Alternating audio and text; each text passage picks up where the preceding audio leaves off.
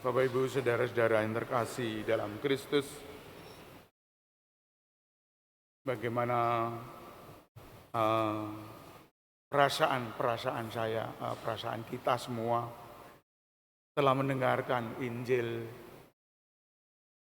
apa itu bertobatlah, dan juga kita dipanggil oleh Tuhan seperti panggilan para murid ini. Apakah biasa-biasa saja atau ada getaran-getaran yang mengganggu? Bapak Ibu saudara-saudara yang terkasih, yang saya harapkan adalah getaran-getaran ini. Ibu Bapak, saudara-saudari, nampaknya dalam kepemimpinan Yesus ada estafet. Sesudah Yohanes Pembaptis ditangkap, datanglah Yesus ke Galilea. Nah, ini estafet. Estafet dari Yohanes Pembaptis ke Yesus. Yohanes Pembaptis diserahkan ke penjara, lalu di situ dijaga dan tidak bisa keluar apa-apa. Hanya nanti kisahnya dipenggal kepalanya. Bapak Ibu, ada estafet. Perususan-perutusan itu pasti seperti ini. Ada estafet.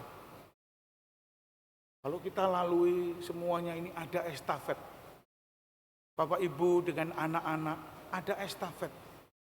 Dari Bapak Ibu harus menurunkan hal-hal yang terbaik. Kalau tidak ada yang terbaik, yang baik-baik kita berikan kepada anak-anak kita. Ada sesuatu. Jadi hidup ini tidak hanya biasa, tapi hidup ini estafet. Lalu setelah Yesus ada estafet lagi dengan memanggil para murid. Nah, ini estafet ini. Perpindahan dari Yesus ke para murid. Para murid ada estafet lagi juga kepada para uskup, para paus, dan seterusnya, dan seterusnya. Bapak Ibu, saudara-saudara yang terkasih, kalau hidupnya hanya biasa-biasa saja, harus gregetnya kurang. Pemain kolintang ini harus ada estafet. Tidak hanya berhenti di emak-emak ini, emak-emak, bapak-bapak ini. Setelah itu selesai. Ada apa ini selesai ini? Kok gak ono mana ya kolintang? Padahal HP ini. Padahal HP. Ngomong variasi seni kita. Seni berliturgi. Bapak Ibu harus seperti ini dalam hidup ini. Harus ada estafet. Kur juga begitu. Anggota kur. Tidak hanya seperti itu. Harus banyak. Harus banyak. Mesdinar harus ada. Dan semuanya harus ada estafet. Kami para imam ada estafet adik-adik kami. Dan kami nanti setelah itu berhenti dan diteruskan adik-adik kami. Bapak Ibu, ini lumrah, tapi tidak disadari bahwa itu adalah estafet. Dan kemudian kita mewartakan kerajaan Allah. Estafet itu apa yang dilakukan harus dilakukan, yaitu mewartakan kerajaan Allah. Bertobatlah dan percayalah kepada Injil. Bertobatlah adalah menyerahkan diri kepada Tuhan. Bertobat, berpasrah diri kepada Tuhan. Tidak hanya kembali ke Tuhan, tapi berpasrah diri. Saya dulu manusia yang amburadul. Tapi sekarang harus siap sedia menerima karya-karya Allah. Harus saya laksanakan, harus saya tindak lanjuti. Oleh karena itu Bapak Ibu, estafet ini sangat penting untuk diri kita. Bapak Ibu, saudara-saudara yang terkasih, melihat hal ini kita harus bertobat. Percaya atau tidak, bertobat adalah menghilangkan, memberi belas kasih Allah. belas kasih Allah yang kita minta. Bertobat supaya belas kasih Allah melimpah di dalam hidup kita. Dan kita sadar bahwa itu terjadi dalam diri kita. Kalau kita menyadari hal ini.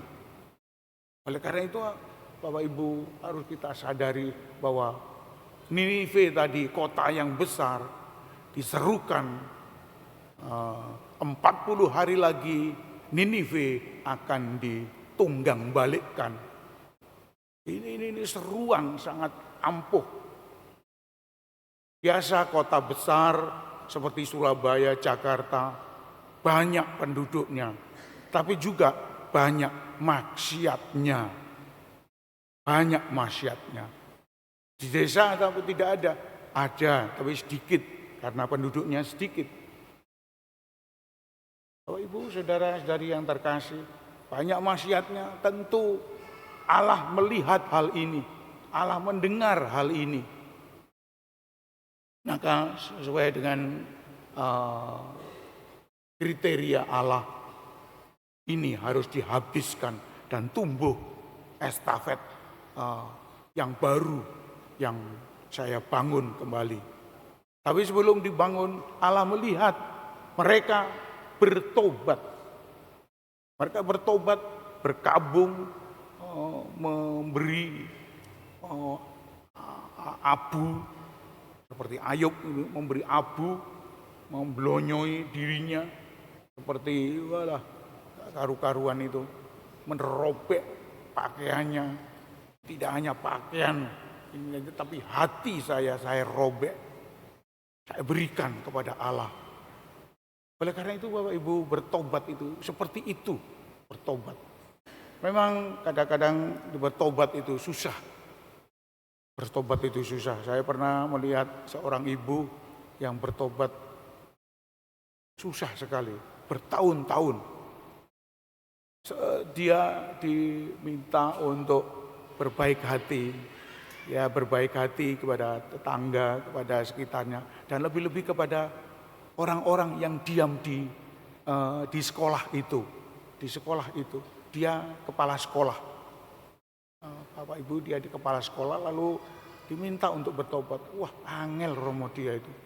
Sudah saya layani, sudah saya baiki, sudah saya motivasi dan lain-lain.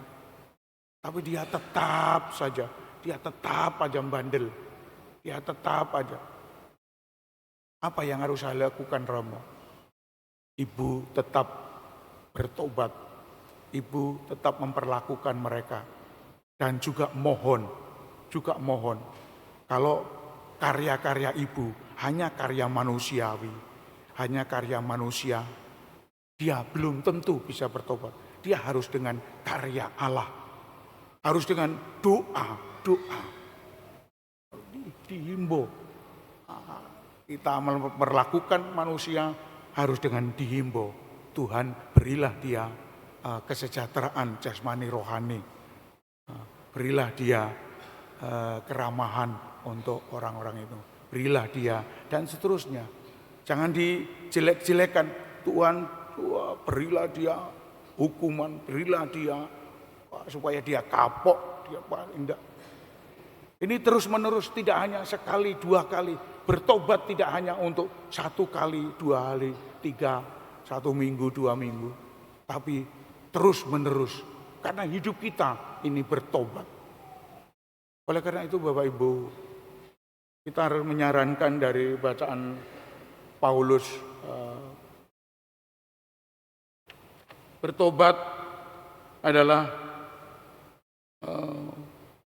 beristri, tetapi hendaklah berlaku seolah-olah tidak beristri. Ini bagaimana ini? Beristri tapi seolah-olah tidak beristri. Seperti seseorang yang ditugaskan di medan perang mungkin. Medan perang, dia membawa senjata lengkap. Sebelumnya dia pamitan dahulu dengan istrinya, dengan anak-anaknya. Soalnya dilematis ini.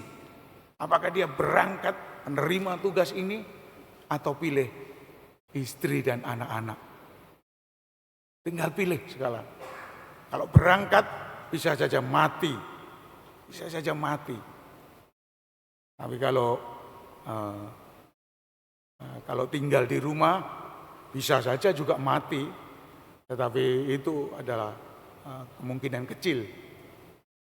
Maka harus diterima. Kenyataan ini harus diterima.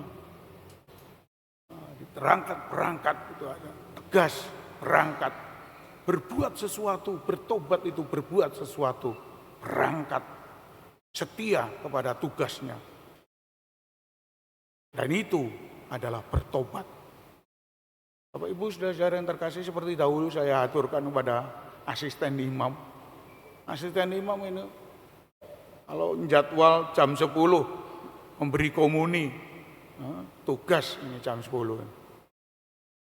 Lalu jam 10 berangkat. Apakah enak ini berangkat? Tidak enak. Gembira atau tidak gembira? Bahagia? Ya, tapi tidak bahagia. Berangkat. Berangkat ini membagi komuni sana sini.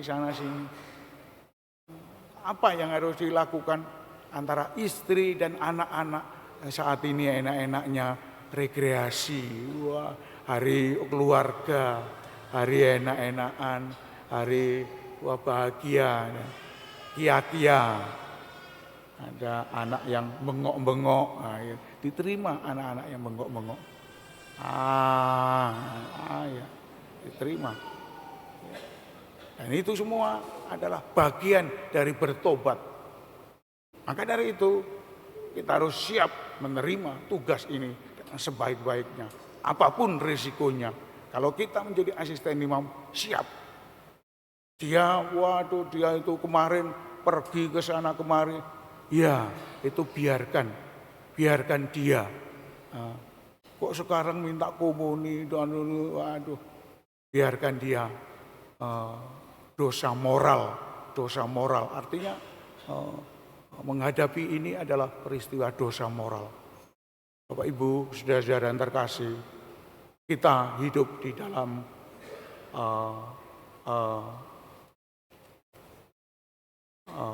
kehidupan sehari-hari bersama orang-orang lain. Kita harus bisa menerima kenyataan-kenyataan sehari-hari. Kalau kita tidak bertobat, kita akan haus, kita akan dihempaskan. Kalau kita tidak bertobat, kita akan dihabiskan. Masyarakat kita sekarang ini kritis, masyarakat kita seperti itu, beringas. Dan masih banyak yang tidak beringas, masih banyak. Tetapi yang beringas ada saja. Disenggol titik, wah. Kalau kita melawan, dia melawan, wah ini gegeran, habis. Maka ya sudah tidak usah dituruti lah. Ya minta maaf. Apa susahnya? Minta maaf. Tidak ada susahnya. Nah, tengah seperti ini, situasi semacam ini harus kita sikapi secara bijaksana. Secara bijaksana artinya melihat kondisi situasi setempat. Kalau itu kecelakaan di lalu lintas yang luas, tidak usah dituruti. Ya sudahlah, tidak apa-apa. Mobil semua diiringi, diboncengi. Lalu mobil kita di depan itu diserempet oleh sepeda motor. Karena ngebut, ya seliut. Ya sudahlah, serempet adalah paling piro 100-200, paling segede ini ya 500. Nah, disepet di jalan apa itulah. Bapak Ibu, hanya dengan sikap yang bijaksana kita akan hidup aman, hidup rukun dan damai. Kalau kita ngeyel, kita menentang, kita melawan, kita akan habis di sana. Kita tidak mempunyai sikap seperti itu. Hidup kita saleh, hidup kita kudus, hidup kita dipersembahkan kepada Tuhan, agar Tuhan pun melihat bahwa kita bertobat dan percaya kepada Injil. Tuhan memberkati kita. Amin.